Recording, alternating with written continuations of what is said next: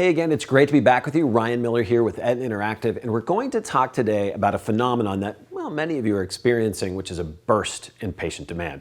Now, earlier this week, I was on a call with one of our clients, not an especially satisfactory call, because when I asked the surgeon why he thought there was this sudden increase, a spike in patient demand, well, he kind of shrugged and said, well, I guess it's pent-up demand. And that really didn't feel right, or at least it didn't feel like it was the full story.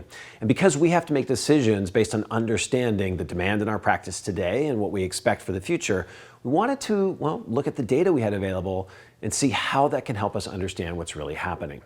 Now, what I'm about to share with you is a look at the average number of cosmetic consultation inquiries sampled from across 5 large and mature clinics all over North America. Now, the reason why the mature part's important is because practices that are newer will often show kind of atypical demand curves as they're going through the big growth cycles.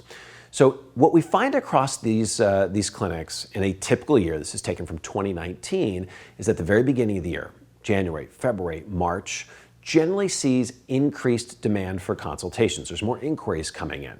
That tends to drop and flatten out as we get into the spring and the first of the summer.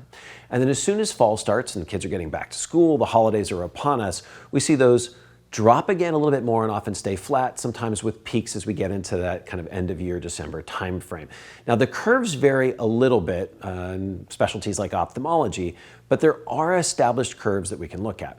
What's interesting though is when we overlay behaviors for this calendar year. When we put 2020 on top of it, January looked fairly similar. February was a little bit off, probably because we were getting early news about the outbreak and the pandemic.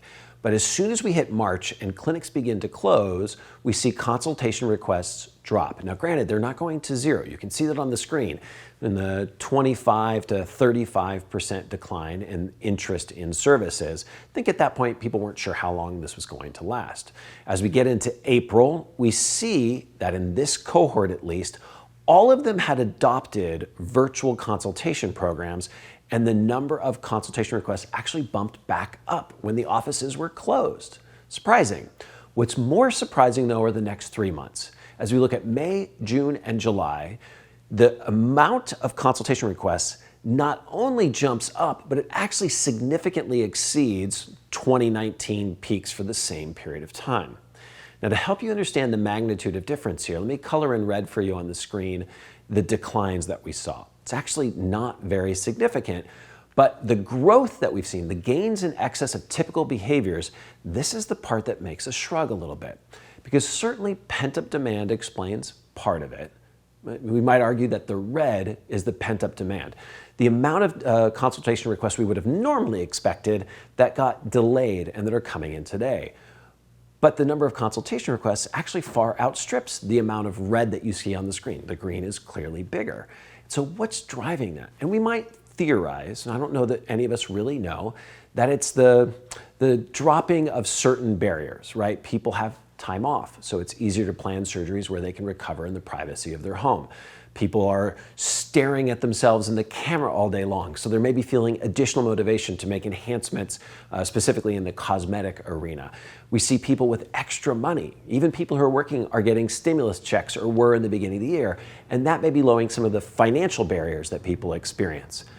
But we have to ask the question, is that really sustainable? And in some ways, it reminds me of the great toilet paper rush of the early 2020s, right? There was an actual practical reason why people needed to buy more toilet paper, because they were using the bathroom at home more often instead of using toilet paper at work. So they did actually need a little bit more, but not as much as everybody was buying. And it was that slightly irrational fear or unnatural set of circumstances that was causing them to stockpile. Now, when we step back from that, in addition to the inquiries coming in, we also need to look at the surgeries that are actually on your schedule today and question, what's making that up? So obviously right now, since many of you are back in somewhat of a new normal way of operating, you are getting the typical inquiries that we might expect for the August-September time period. But what's interesting to contemplate today, and the reason why so many of you are feeling so very busy, is because in addition to that, we had all of the cases that were on the books for that March-April timeframe that had to be pushed forward, right? So that's going to make us feel a little saturated already. let's add on top of that, for those of you that were performing virtual consultations while you were closed, let's add on top of that those procedures that you were successfully booking because of your virtual consultations. And what we're left with then is a kind of irrational, or let's use the word atypical exuberance, that we have a lot of people right now, because of the circumstances, who are deciding now, rather than sometime in the future, is the right time for their consultation. The challenge that I have in thinking about what's on the schedule today, what's driving the increase in demand, is really understanding how much of that is going to be here in 3 months.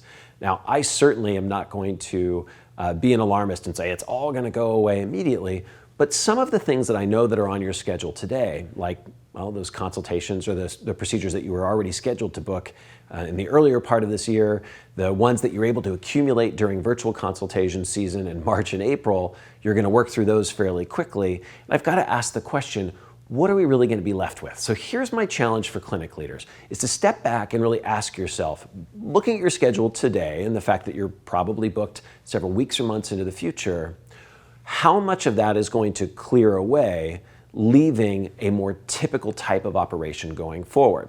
In addition to that, we want to think just a little bit about what it is that you believe is behind the burst of inquiries coming in right now, and how long do you believe that is going to last?